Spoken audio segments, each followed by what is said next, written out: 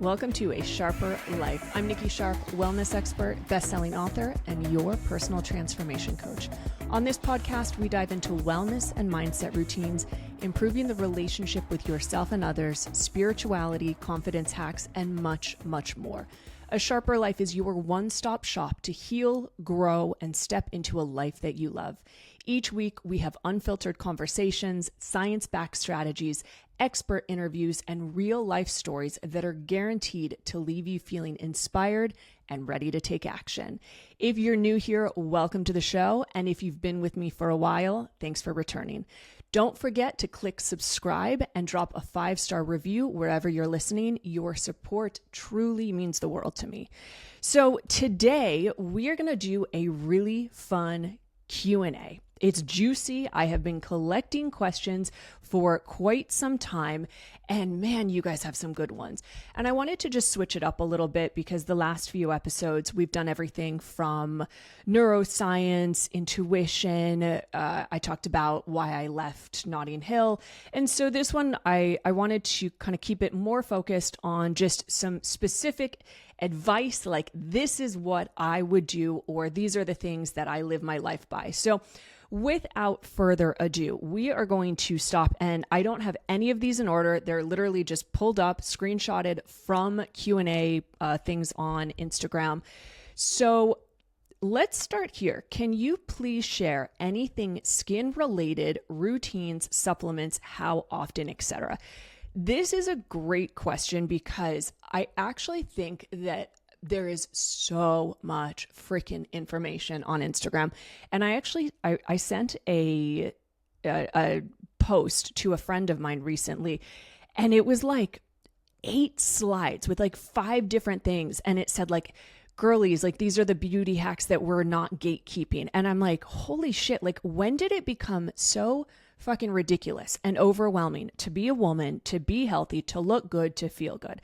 So if you listen to my they're not non-negotiables, well, they kind of are, but the 6 wellness hacks that you need to know, which was a few weeks ago, I talk about the supplements that I recommend for summer. I broke it down into 3 of them. I'll give a few more here, but in terms of like routine, these are kind of a few different questions, but anything skin related, routines, supplements, and how often. So the first thing that I'm going to say on this is I'm like kind of the best and worst person to ask this question to because I don't really have a routine. And I know that it's really important for us in general to have routines and to go to bed around the same time, to wake up around the same time. And this is just because it gives your brain certainty. Now, I live such a kind of different life than most people, and I never really know my schedule. And so I've really learned to sit in uncertainty, which is also why I don't have specific routines. But that being said, there are certain things that I do, I follow, and I implement. They become integrated into my life pretty much every day. So I'll talk about the things that I do on a day-to-day. Actually, you know what I'm going to do? I'm going to run you through from when I wake up until when I go to bed and things I do throughout the day versus breaking it up into like supplements and things like that. I think that might be a little bit easier. So first thing in the morning when I wake up, I always have a mason jar, 1 liter of water next to my bed. And I put that there the night before. And when I wake up, first thing in the morning, I drink at least half of it. I have trained my brain, and there's actually a question about how to start doing new routines and mindsets and things like that. So we'll go over that. But I've trained my brain to love water, and it has been the saving grace. I think drinking the amount of water that I do has helped my skin. It's helped my digestion. Like we know this. I don't need to tell you. I told it to you in the wellness episode. Like we all need to drink more water, especially during summer. But no matter the time of year, I drink half a liter, and I don't like anything in my water first thing in the morning. Now, here's a little trick if you don't like the taste of water, and this is how I trained myself to like it.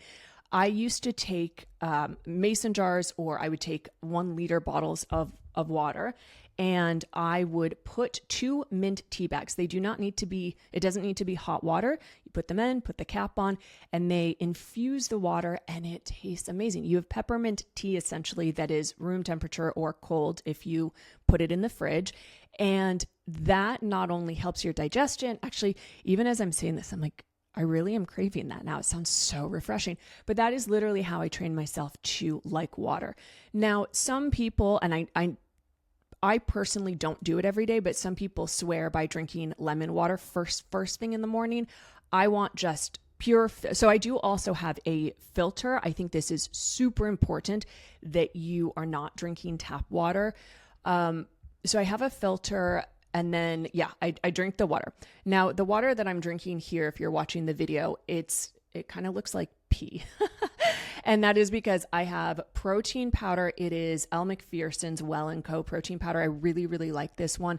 It's flavored, but there's no like added sugar or xylitol or anything. And then I have electrolytes in this. So I do that later in the day. And this also, I think, has like turmeric, and then it also has apple cider vinegar. So later in the day, like mid-morning, I put at least a tablespoon of apple cider vinegar into my liter jar of water. Great for your digestion. So highly recommend at some point in the morning to do lemon water or put apple cider vinegar into your water. I've been doing electrolytes for the last like month, half a month or few weeks. And I can't say that I have like a noticeable difference, but I'm enjoying it. And so I'm not really going to stop doing it. And electrolytes are really good for you, especially during summer. And they also have extra things like magnesium and salt, which actually does help your body absorb the water more. So I drink a lot of water, probably between 2 to 3 liters a day. Now, when it comes to supplements, I am not consistent. I have whittled it down to like almost none because I try to get the most amount of vitamins from my food. That being said, I do take chlorophyll drops in my water, so that turns the water bright green. It's really good for detoxification. I'm currently out. I need to buy a new bottle. I think the little drops are better than the tablets. Other things, any other supplements that I take? No, I don't really take anything other than that. In the wellness episode, like summer wellness one, I mentioned that like if I'm drinking, I do take a Party Smart, and that has a bunch of different vitamins or minerals, whatever. But outside of that, I'm not your supplement girly. And if you follow me on Instagram, you'll notice like I don't really post about them because I'm not taking them. And here's the interesting thing, you guys. I've actually seen more results the more I've cut back from taking all the external things.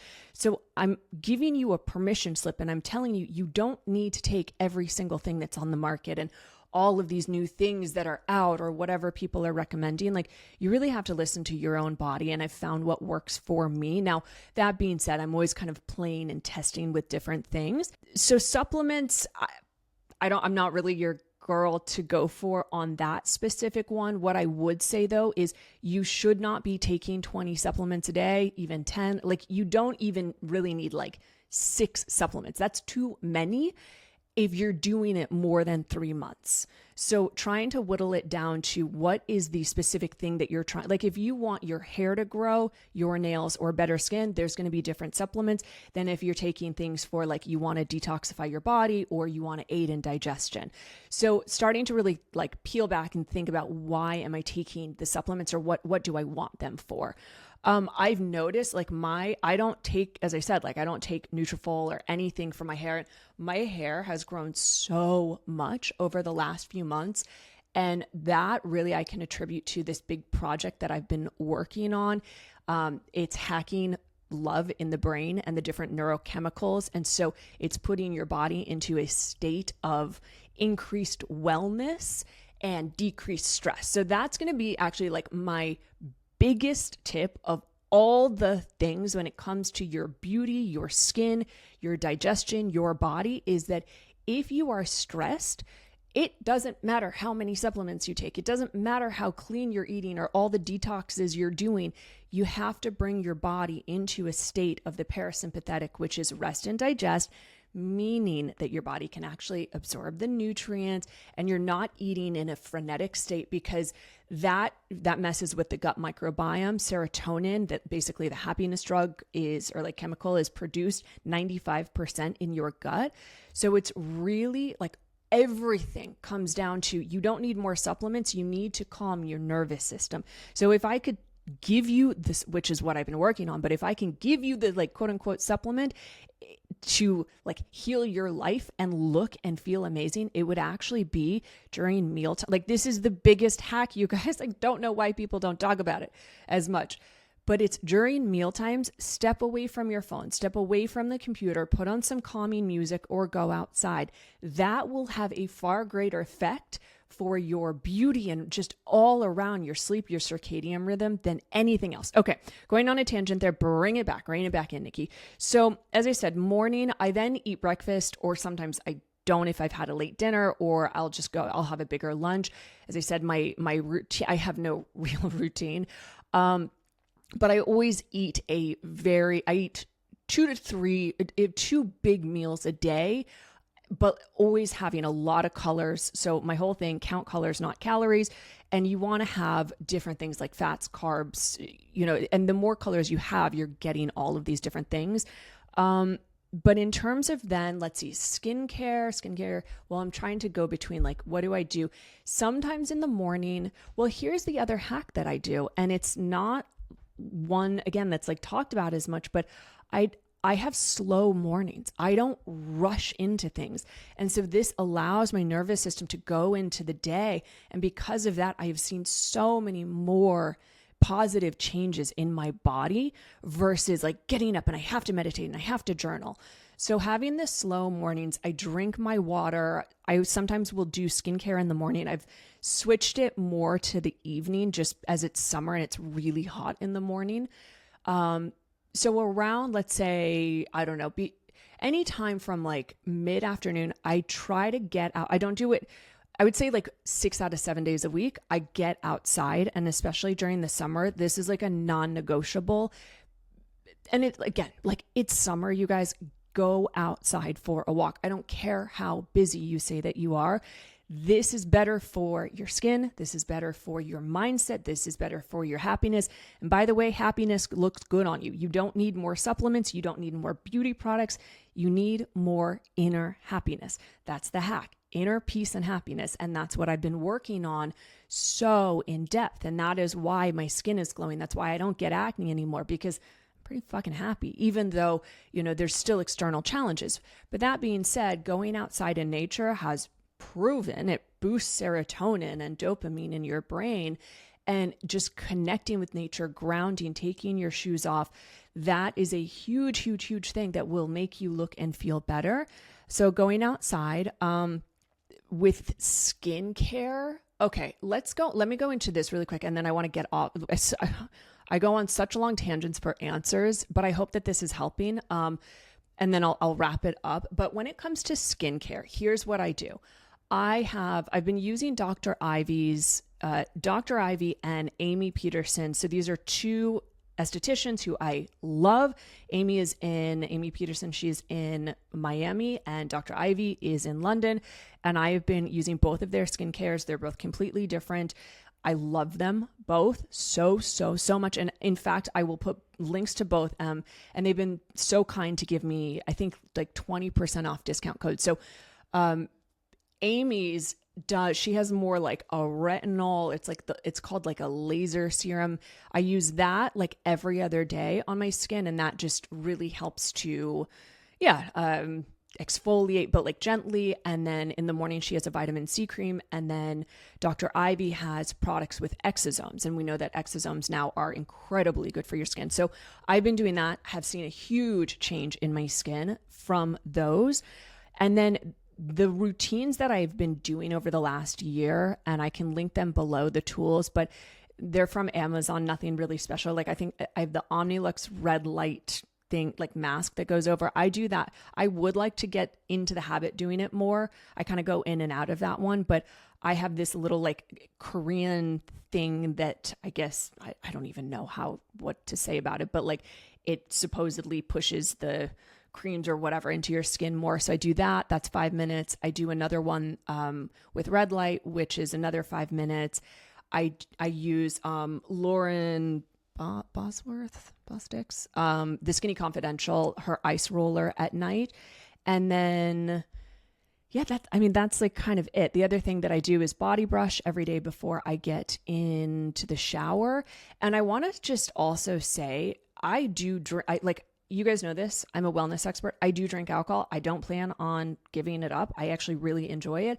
And alcohol itself is not the actual problem. It's if you're not hydrating enough, if you're not getting enough nutrients, if you're not balancing it with the sleep that you need.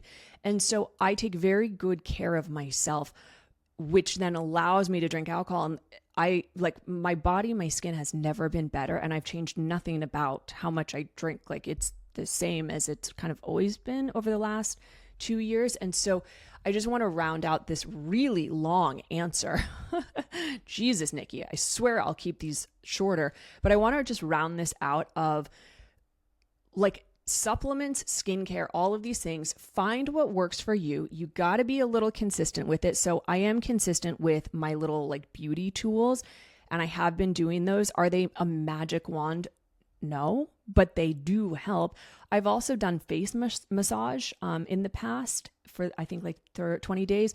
And I did see a big difference in that, but I just found that doing it for 25 minutes a day, it was just, I couldn't keep up with that. So my routines all have to be so stupid simple. It's an acronym called KISS, KISS, keep it stupid simple. So like for me, drinking water, I have hacked it to make it so stupid simple that I'm getting many nutrients and vitamins and minerals, and it's good for me, and it's hydrating, and it's detoxifying my body, all these things, right? And I haven't had to do anything extra and take more supplements. So I guess that's kind of my really, really long answer. So I hope that you gained something from that.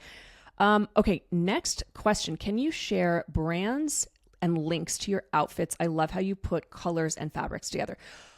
Oh, God, the sigh, the dramatic sigh. The reason that I don't share links to many of my, like pretty much ever my outfits, number one, I'm lazy as fuck.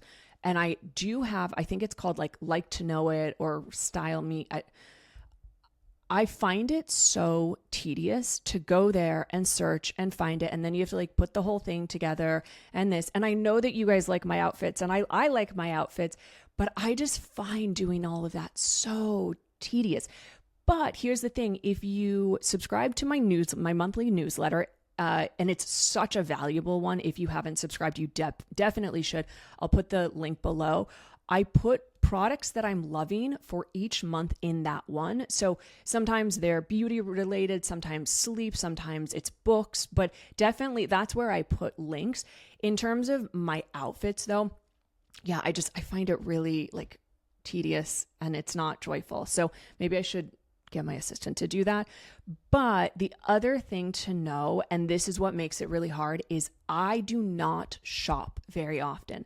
So the majority of my clothes that I wear are from a year ago, and it's nearly impossible to get the same dress, right, from like 2 years ago. And I don't even know, like I buy things secondhand. I buy things, so many of my clothes, honestly, you guys, are like from when I lived in Miami. All my the vast majority of my London clothes are from when I lived here in 2019. So that's why I don't share things, because it'd take me forever to find the links, but I appreciate all of your lovely comments on them. I could do better to tag people. The reason that I don't, and this is just a personal thing because I get annoyed, I find the online, and this is a little tangent, but you know, for how many people I have like of the community that follow me and ask for links or click things, like I've tagged companies before and I'm always kind of shocked that they don't repost it or they don't say like, wow, thank you so much.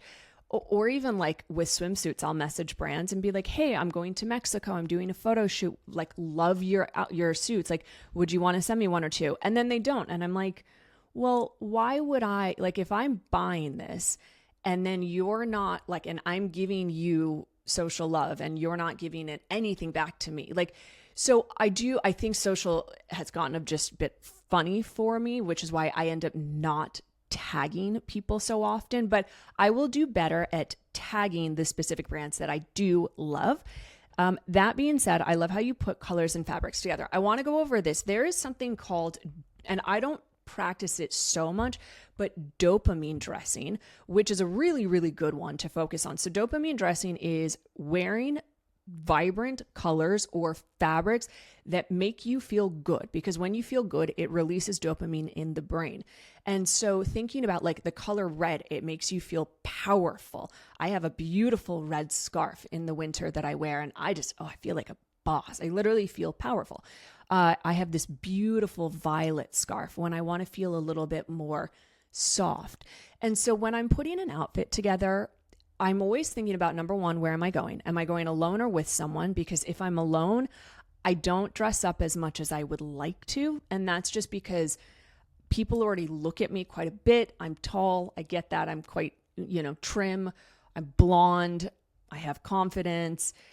And I'm, I carry myself well. And so I don't wear my 6-inch heels when I'm going out by myself. But that being said, I like to feel beautiful, and I like to feel confident, and I like to feel comfortable. So that's kind of always how I'm mixing and matching. And I have rules in my mind of, if I'm showing my legs, for example, with a short skirt, I wear something that has a bit longer sleeves. Or if I'm wearing a full sleeve thing and jeans, I love to have an open back. So I love, if you all saw my Royal Ascot outfit, there was the cutout in the back. I love hints of sexiness, and I find that so much more appealing than what's going on and trending in America of I don't even know what the fashion is in America, honestly. I like to look tailored, elegant, fun, and playful and sexy. So it's really just a matter of do I want to feel comfortable? Do I want to the fabrics? Do I want to feel more soft and feminine? If so, I wear a dress. If I want to be a boss babe, I'll wear skinny jeans, I have a Balmain blazer and heels, and I'm oof, that's a power outfit. So it's really thinking, that's just how I put outfits together. And also it's summer and hot, and so it changes again during the season as well.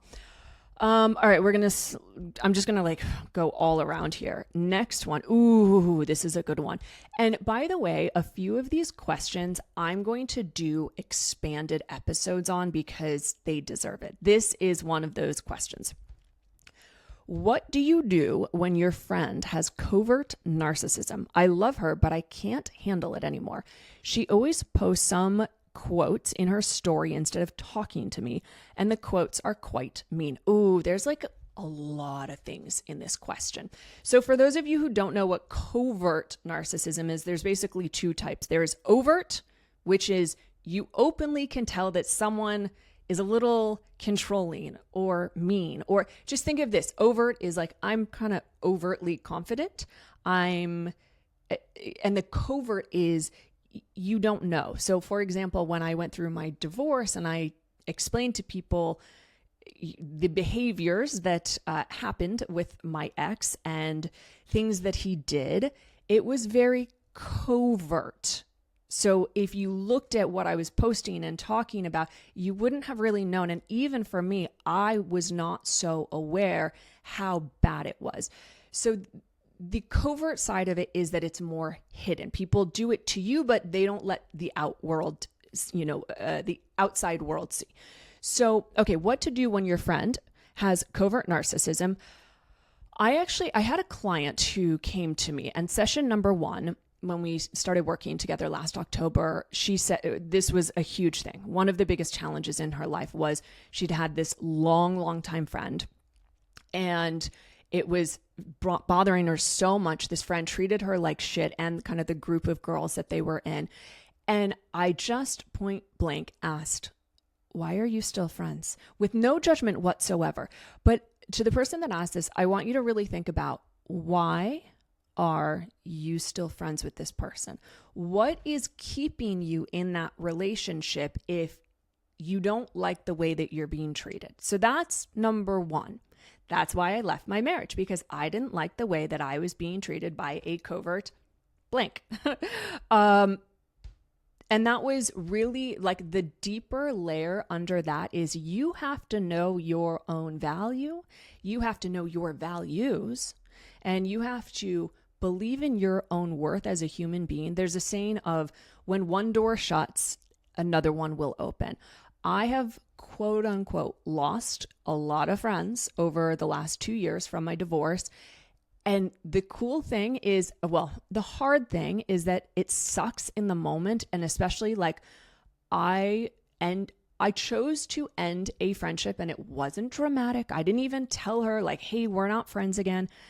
I just did not like the way that she spoke to me and acted towards me in one of my hardest moments. And I tried to reason, I tried to explain, I took accountability, I cleaned my side of the street for what happened. And she just blasted me with, you did this, you, this, da.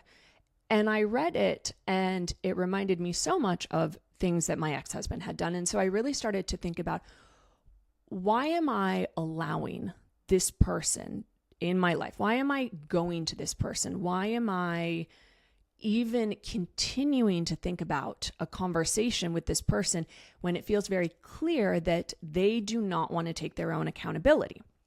So I just didn't respond, and we haven't spoken since, and it's been 1.5 years, and she's gone on with her life. I've gone on with mine. Of course, there are times that I miss her.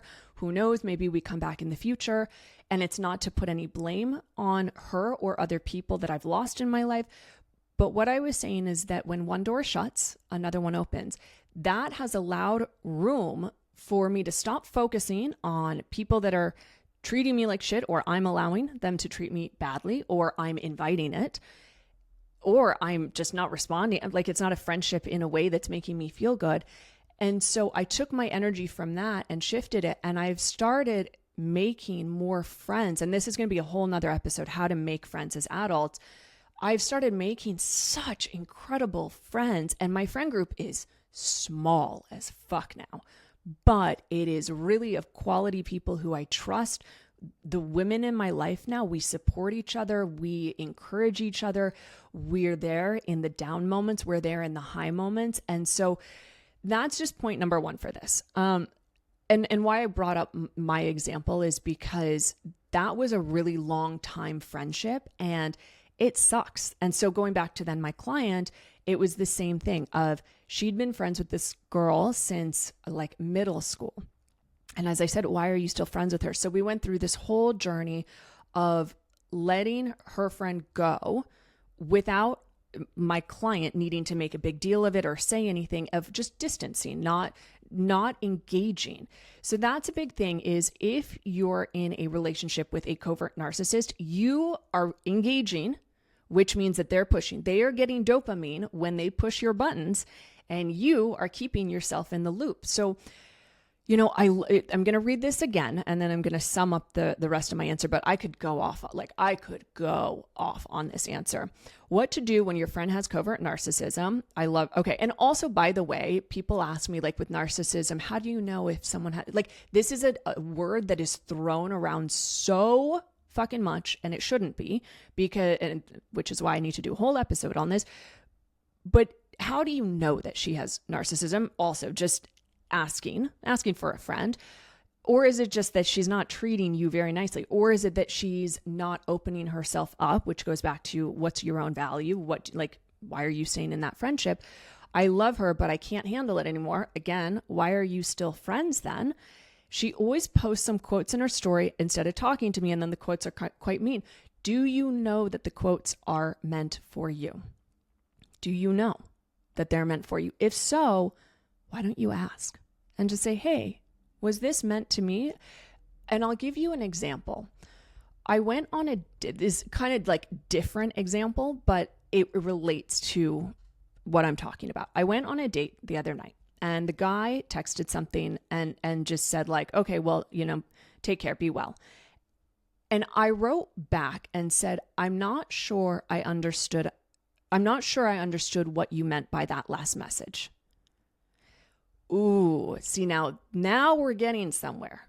I didn't say anything back. I didn't get defensive. I didn't ghost. I didn't drop off the face of the earth. I didn't become anxious attachment style or anything.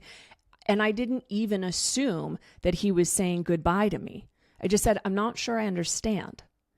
So what I'd like you to do for the person who asked this is, why don't you just ask with vulnerability and say, hey, did I do something to upset you? If so, can we talk about it? If you approach it that way, I promise that you're going to get a hell of a lot further than just sitting there assuming or if allowing this person to treat you like shit. But really ask yourself again, why are you still friends with this person? I have another friend, for example, who I did not and do not like the way, for the most part, that she kind of responds to me, especially when I'm going through challenging times and I share. And I ended up just muting her stories and her posts. So out of sight, out of mind. And then naturally, because I wasn't reaching out to her as much and then she wasn't reaching out to me, we just kind of are drifting apart. And it's not to say that she's a bad person.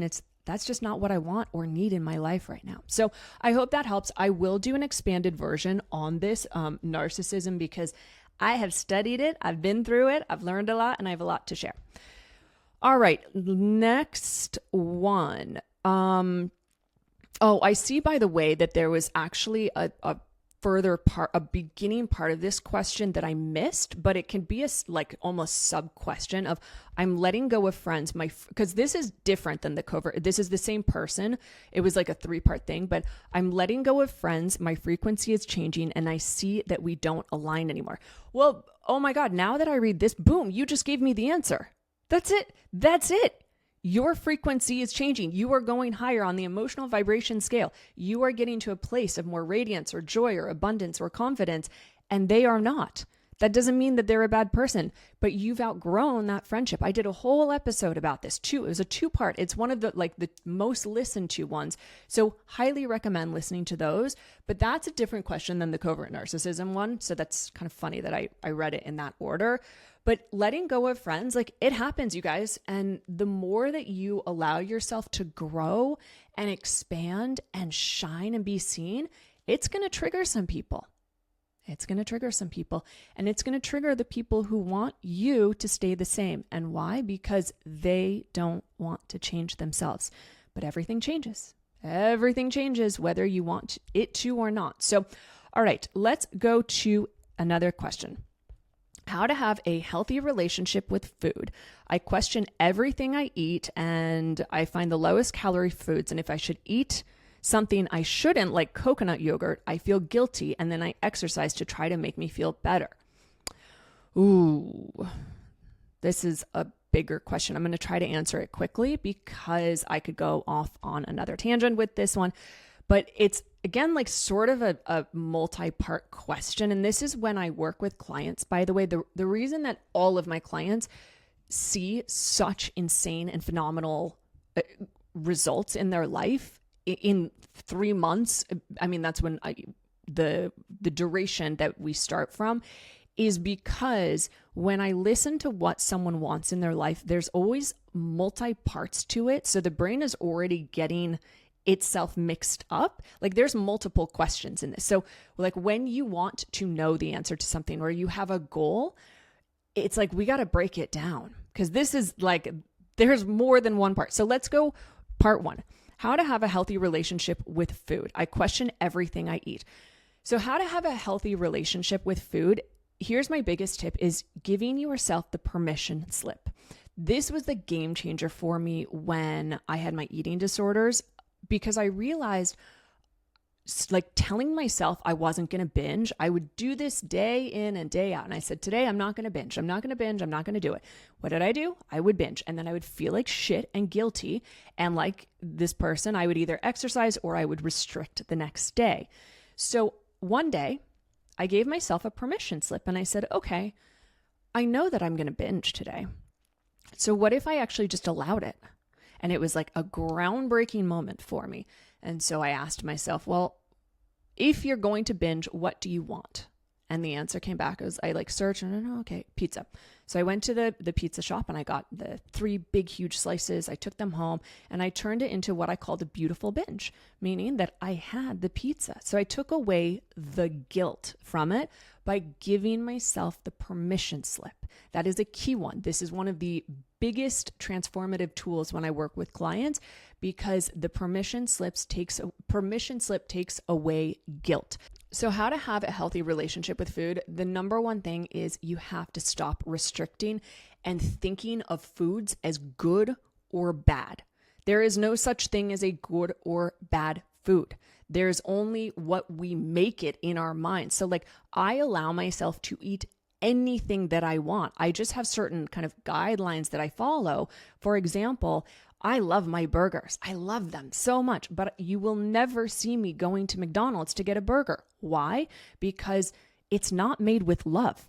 And so for me, I like going to 5-star hotels and I like putting on the bathrobe and I like ordering wine and sitting there. Oh, it's so decadent and delicious. It's not off limits. It's a beautiful experience.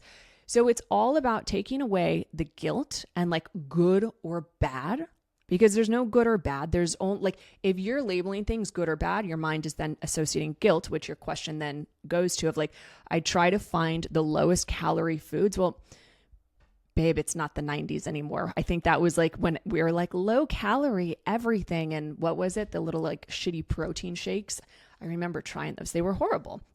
So we don't want to go for lowest calorie. Instead, I want you to eat colors, count colors, not calories. Like if you are reading a label for the calories, you're going to keep yourself in this vicious loop. Instead, look at the ingredients and don't even like buy things that have all of the ingredients, like buy real food, but also take yourself out to like beautiful meals. Enjoy the word joy. I want you to start focusing on enjoying your food. Find joy in your meals.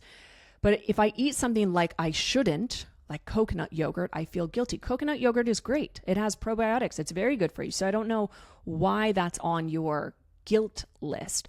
I have another client that I worked with that every Tuesday, she would have what she called her guilt meal, not even her cheat meal, her guilt meal. And as we worked together, I said, well, why don't we change that from it being the guilt meal to the joy meal? And so now we're allowing her to have whatever she wanted, which was always, something a bit more decadent, but only on Tuesdays. And I said, so let's change the rules of the game a little bit. We are not calling it the guilt meal, because that is by proxy in your brain associating it with being something bad. And if your brain is saying it's bad, your body is going to react negatively to it. This is just the rule of neuroscience and psychology. But I had her change it from the guilt meal. So don't call things guilt meals or cheat meals. Like, fuck that. It is not a cheat meal. It's just eating food. That's all. That's why I called my binge a beautiful binge. And it really was. So we want to change the language that we use. We want to take away, I felt guilty. Like a big thing for me was when I was in my eating disorders and I would feel guilty for eating certain things. I would just say, not the guilty. I would say I binged. And then I started changing my language. And instead of binge, I was like, you know what? I overate tonight. I just overate. And because I repeated that enough times in my brain, it then changed how I spoke about food and I took away the actual guilt of it. So the third part of this is I exercise to try to make me feel better. Well, that's already telling me that because you're feeling guilty for eating something that you think you shouldn't have, which is bad, you're then trying to make yourself feel good. So we got to get rid of the guilt by taking away the restriction. That's a whole big other answer that I could go into. But the person who sent this in, I really, really hope that you sign up for one-on-one coaching. I will drop the form down below if you're interested. I have actually two spots that just became available, which I love one-on-one coaching. It is just the best. So let's go here. Ooh, I like this one. Dating in your late 30s, please. I'm going to do another podcast episode, like a full episode on this one. So dating in your late 30s. It should be no different than dating in your 20s. No different. Okay? So what does that mean for you? For me, or I'll give you my answer to this. What does that mean, at least for me? When you're in your 20s and you're dating, it's fun. You're not necessarily looking for your person on date number one. You're like, I don't know, let's go out. Let's have some drinks. Let me look cute. Let me feel good. We start to put so much pressure and expectations on ourselves and other people as we get older. We got to take those away. We got to bring back the fun. We got to take all of those things back away and like literally go into it of, I am going to enjoy this. I am going to have fun. And my only goal, if I like the person, is to get date number 2. That was one of the best pieces of advice. I believe it was in the episode with John Gray, who wrote Men Are From Mars, Women Are From Venus. I interviewed him last year.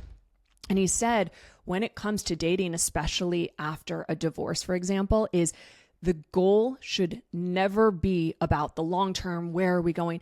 It is simply get the next date. And he also said, after you've gone through a breakup, you should get back on the scene as soon as possible for yourself, because the longer we go, we start to ruminate and put expectations on people and then start to get scared.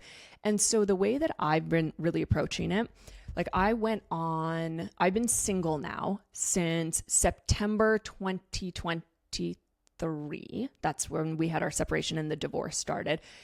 So, and we're now in July. So like almost 2 years.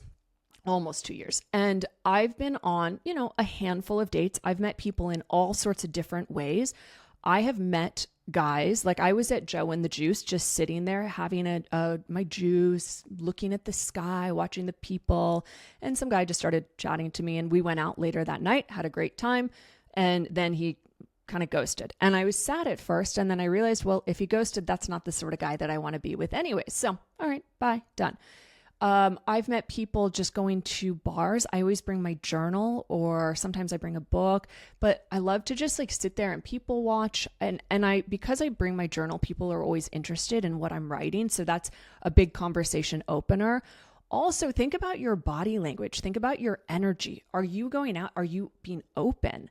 The worst thing, and I work with clients all the time on this who say like, I want to meet my soulmate. And I'm like, okay, well, number one, are you putting yourself out there? Are you either on dating apps or going out to events? Are you going out with friends? Most of the time they say no. Okay, well, let's say you are even on the dating apps or whatnot, or you're going out. I want you to think about your energy. Are you approachable? Or are you sitting there on your phone? Like nobody wants to go up to someone else who's just on their phone the whole time. So like, are your shoulders down? Are you hunched in? Are you on your phone? Or are you open? Are you looking around? Here's another trick, ladies. Smile. If you see a guy that you like or looks cute, you can't look away and be shy. You got to smile at him, because that gives the opening that tells him it is safe to approach you. Nobody likes rejection. Men are no different. And so I make it my, not job, that's the wrong word, but I'm open. I'm approachable. I smile at people. I laugh. I talk to the bartenders. If someone starts talking to me, even if I know that it's not a prospect, I still talk back. And so just thinking about how open are you keeping yourself? I recently went on Hinge. It was the first time ever trying it. And I gave myself 1 week. I stayed on for 2 weeks, and it was a nice ego boost. It was fun. It was a little overwhelming. And what I found was that being on it for 2 weeks, I didn't meet up with one single person. There was only one who attempted to make a date, and then we both had to keep changing and shifting. And finally I was like, all right, this is just not happening. And there was one other guy that we got off the app. We started talking. We had a call, then a FaceTime call. He was then coming in from Paris, and then he just ghosted. And I'm like, okay, fine. And so I don't sit there and overanalyze if someone ghosts me, for example, because I just think if they're going to do that, they're lost. Bye, move on. They're not the person for me. And I don't want to give my attention or my energy to someone that's going to do that.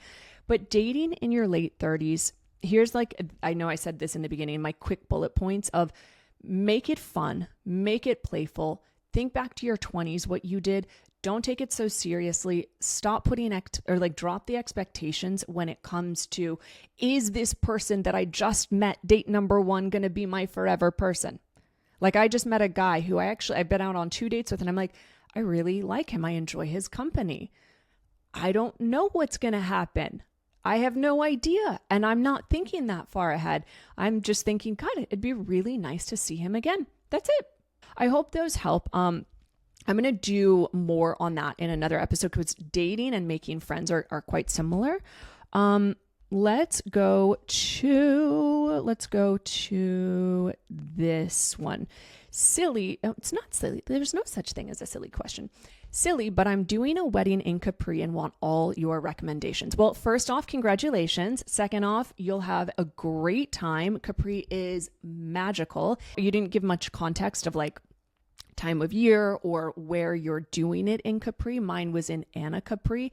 Capri gets very, very busy. So here's a few things that I did for my wedding. And this is not just like generalized or what's not generalized, but like for specific to Capri. This is for like anyone who's wedding planning. I wrote emails for a year like once a month leading up to the wedding, and then a few more like as we got closer, because nobody really reads the website. Honestly, they don't. And people do read emails. And so what I did, and this is where I'll get more specific to Capri, is I gave specific tips and tricks on getting there. For example, when you land in Naples, you have to take a taxi to the ferry port, and there are 2 ferry ports. So you need to tell your guest which one to go to. So I then put like the links where the ferries are, and I said that the taxis, they don't take credit cards. At the time, they didn't. So I said, be sure to get cash out. And then I told them, when you get into the marina from the ferry, you need to take a taxi. Again, it's going to be cash only. Get your phone out. You're going to want to take photos. So I gave people tips and tricks like that, which made the wedding so much better because they didn't have to think about anything. They just followed the kind of like guidelines that I set. So for Capri, I would highly recommend doing that for your guests. I don't know where you're doing your things, but definitely go to Il Riccio. That's such a stunning place. Rent a boat for a day with your guests, or just by yourself and with your hubby or with some people. Like 100% rent a boat. Another thing that we told our guests was the day of because you don't do the actual ceremony until later in the day, just because the sun goes, well, depending on the time of year, but the sun goes down quite late and it's really hot. So I told people, don't go on, or I recommended basically, do not do a day boat trip the day of the wedding, because you're going to be in the sun for too long. You're going to get sunburnt. You might miss the wedding start time. So just please, we recommend doing it on another day. And it worked out perfectly for that. Other recommendations that I have, definitely walk through Capri Town, go to the Lemon Tree restaurant. It's famous, but also they've like, Anna Capri has such beautiful food. It's less crazy and busy as like Capri Main Town, which is, oh my God, just like tourist villa, or not villa, but like touristy craziness, but just have a great time. And my like wedding advice itself is expect the unexpected, because nothing goes to plan really. And just like let go, have fun, be present as much as possible, because it does really fly by. And I would love to go back and be able to like make my wedding longer, because it is a fun time. So I hope that helps for you and anyone else who's getting married. Okay, let's see. How to improve or get better each day, how to stay motivated, avoid too much laziness, screen time. So again, do you see, you guys, this is more than one question. These are like multiple questions all in one. So how to improve or get better each day, how to stay motivated, how to avoid too much laziness, screen time. Well, number one, if you're trying to get better and stay motivated, being on your screen and phone and social media and scrolling or whatever it is, that is going to prevent you from doing that. So I would recommend doing a 48-hour social media tech detox, meaning outside of work and emails, don't check the news, don't check social media, delete the apps, put your phone away. Get out in nature. That's going to help. Number two, I would say improve, get better, how to stay motivated is I'm someone who I don't do routines so much. That's just because I've learned how to like hack my own life to work for me. But for a few days, for like 5 days, get up at the same time. And the first thing you do is, we don't want to go to our phone and start scrolling. That's what I'm saying. Do a little social detox or like digital detox, and choose what you're going to do. Whether it's, I'm going to get up and I'm going to make my lemon water and I'm going to just go sit by a window and look outside. Well, that, by the way, gives you serotonin and boosts your dopamine, which is going to help you feel more motivated. Or you say, I'm going to go for a 10-minute walk. As soon as I get up, I'm going to put the headphones in. I'm going to do that. So how to stay motivated and how to improve is actually about doing these small hacks throughout the day.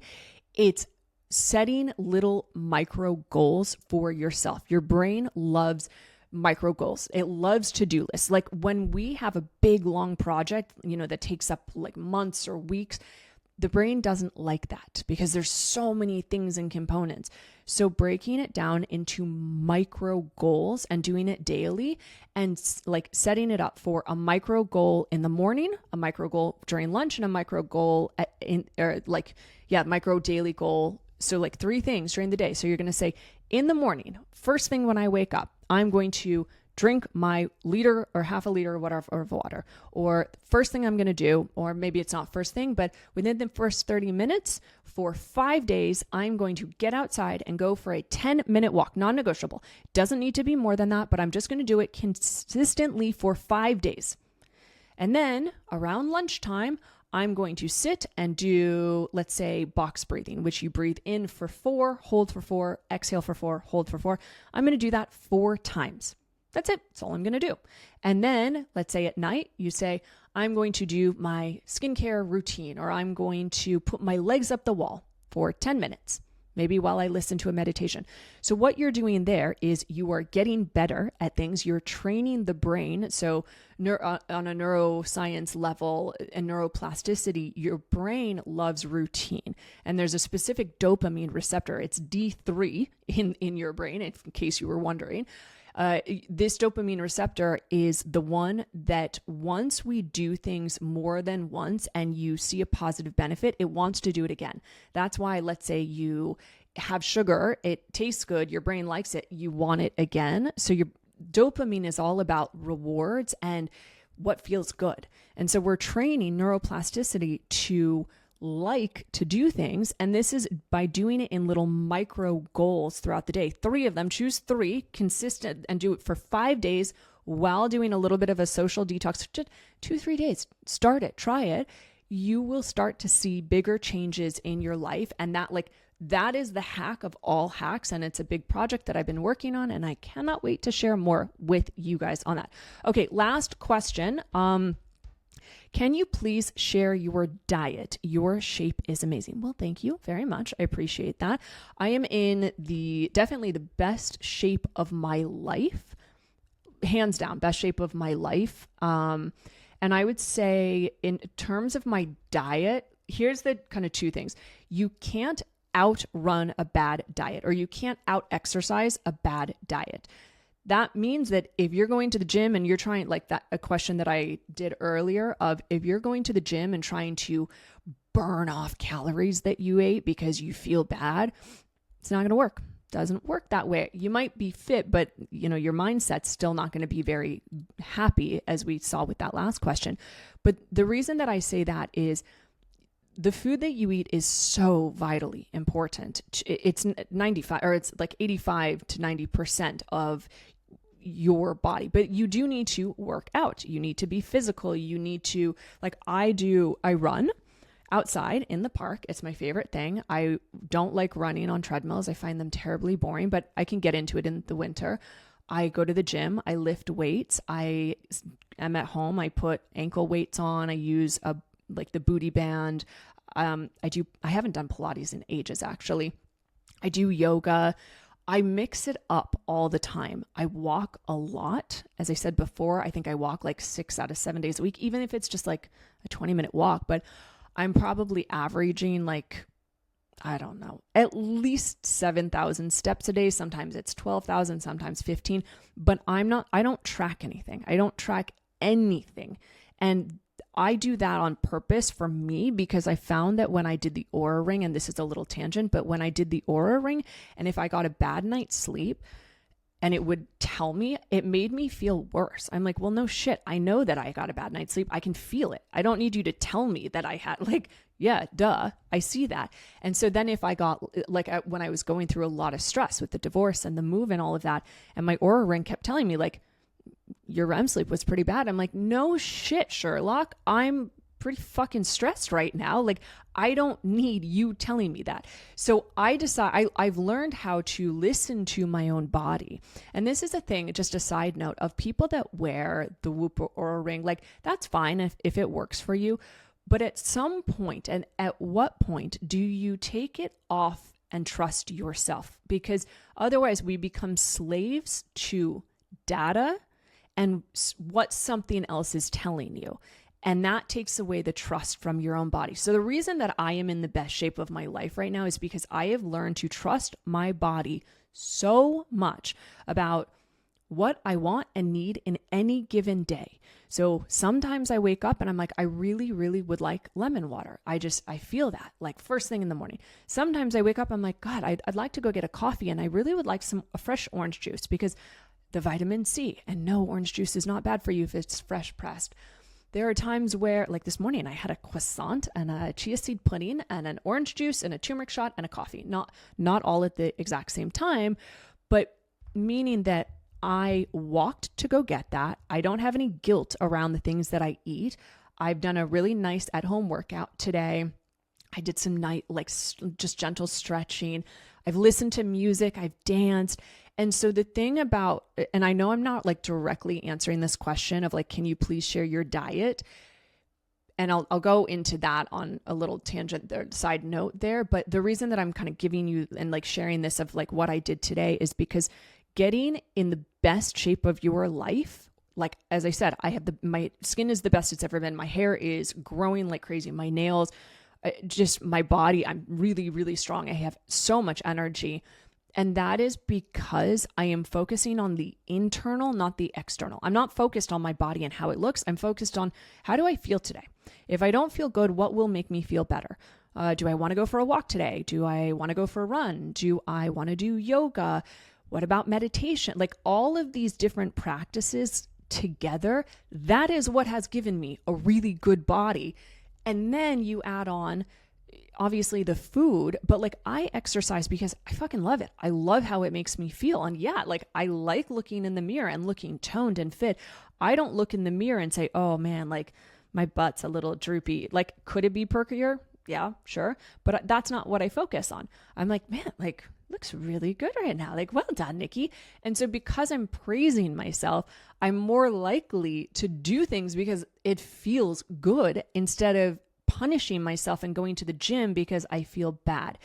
So I hope that helps. The other thing, and what I'll say specifically on what's my diet, I don't ever post a what I eat in a day. First off, I think those are total bullshit. I think they're unrealistic. They give you, like, I see they're always popping up on my feed and whatnot of like, what I eat in a day. I did this, I did that. And I'm like, well, first off, like, honey, do you actually work? Because I sure as fuck do not have that much time to cook and clean and prepare like all these different meals throughout the day. And I did write a book on how to meal prep your way to weight loss, but all about meal prepping. I don't personally even meal prep at this point. Like, I like to make things the day of based on what I want or my body is craving. And so I think that those things are really unrealistic because you don't know, like, half the time, I don't believe that these girls are eating as much as they are, or they're not telling you what supplements they're taking. They're not telling you how much exercise they're doing. And so I would say as like a point blank, like generalization, try not to like what I eat in a day, like listen to those, but take inspiration from the meals, for example. And I specifically don't do that because it's like some days I have a salad for lunch and then I have a burger and fries and 3 martinis at night. Other days, like yesterday, I had it's called the steak sandwich from Joe and the Juice. I had the steak sandwich, no tomato, add avocado. It's fucking amazing. I had 3 glasses of wine and 1 martini. I'm not going to tell you that in a post of like, that's what I eat in a day, because today, for example, I'm drinking water and electrolytes and I've had that croissant and the chia seed pudding and I don't know what I'm going to eat for dinner. So I think when it comes to like what people share is take inspiration from them, but don't follow everything to the T, because you don't know the rest of what someone is doing. And that's why I'm trying to just be like pretty open about like my diet, my lifestyle.